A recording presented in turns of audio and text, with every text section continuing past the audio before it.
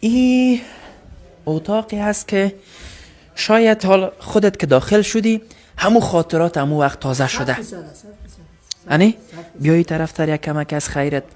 این حال از همو خاطرات بر ما قصه بکنین که چی گپا و چی سخنا چی رازها در این اتاق بوده. رازهایی بوده که افغانستان در زمان مجاهدین یا مقامات یا شورای نظار مسلمان ها به پیروزی رسیدن. در مقابل کی؟ در مقابل روسا خب به پیروزی رسیدن. از همه جای انقلاب خیست از سمنگان. من خورد بچه بودم.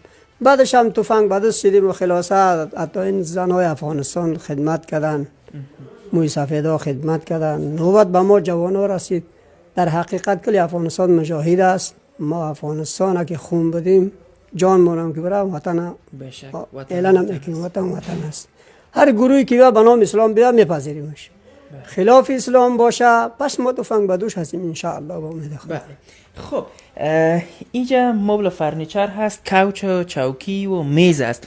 این چوکی و میز را خود در همو زمان گرفته شده بوده. در همو زمان اما شاه مسعود قهرمان ملی افغانستان هیچ وقت سرتن نکرد به خارجی ها. خلاصه همی بود که هر گروه انبیاء علیه السلام هم یک روزی به شهادت رسیدن، یک تعدادشان به اجل الهی مردن، صحابه به شهادت رسیدن. رای ما همی است دیگه، ما و شما. بله. خب این کوچ چوکی و از همو زمان را که شما دوستای عزیز در تصویر همین لحظه میبینین، کوچ چوکی هست که از همو زمان را تا فعلا را باقی مانده که تقریبا چند سال پیش بوده؟ تقریبا خدا دروغو من نکنه 35 سال شاید شود.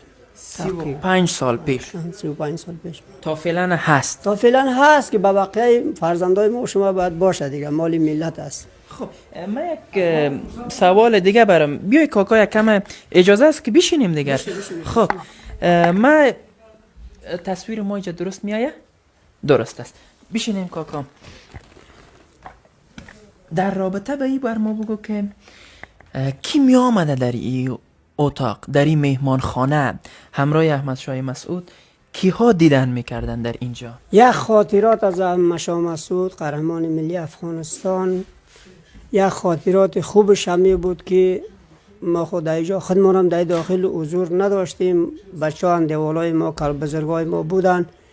یک وزیر خارجه آمریکا زن بود، نامش هم یادم رفته. او آمد گفت شما در کوههای پامیر یک پایگاه نظامی به ما حق قائل شوین.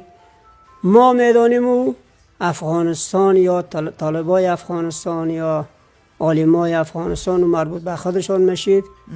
اما شاه مسعود گفت من هیچ وقت مجاهدم اینا به شما تسلیم نخواهد داد، نمیتون. یک طرف به نام قانونی پنشیری میگفتن مثل موارد قدپخش بودن. گفت آمیر صاحب شما یک سرتون بجنبانین. گفت کلتای منافق بخه، اگر به خاطری که ایجا نزا نخیزد دم دهنت که میزنم. من یک وقت جهاد کردم میرم عالمای افغانستان زیر پای کافر بپرتم. به هیچ وقتی که مرا بکشان شهادت رای ما است. بشه. خب این کوچه هنوزم ازش استفاده میشه؟ سالم مانده؟ هنوزم همی بوده که مال ملت بوده، مجاهدین بوده. الحمدلله ثم الحمدلله هنوزم مجاهدین وجود دارن.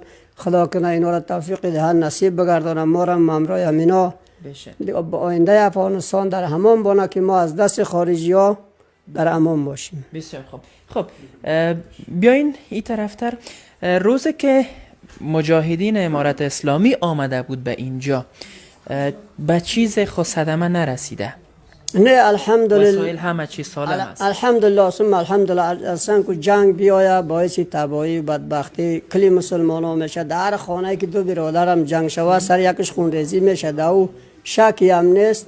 بعد جنگ که آمدن مجاهدین به دست گرفتن دیگه که اذیت و آزار ملت یا امرای ملکای دولتی کسی آسیبی نرسونده. بسیار خوب. فقط شما همو جنرال خارجی را بر ما گفتین، دیگه از مهمانهای داخلی بودیم همون طرف ها این طرف دوران. بعد از مردم ها بفهمه که مردم ایران بودم. بله. بسیار خوب. خب مهمانخانه را دیدیم دوستای عزیز و خود مجاهد احمد شاه مسعود در همون زمان همراه ما هست. مهمانخانه را بر ما خاطراتش قصه کرد. خیلی ما را ببر به دفتر کاری خود احمد شاه مسعود. انشالله بعد در طرف دفترش هم نظام میشیم که چیز خدمت شما باشه. عرض میکنیم چیزی که بچه شما دیدار ما باشه انشالله حقیقت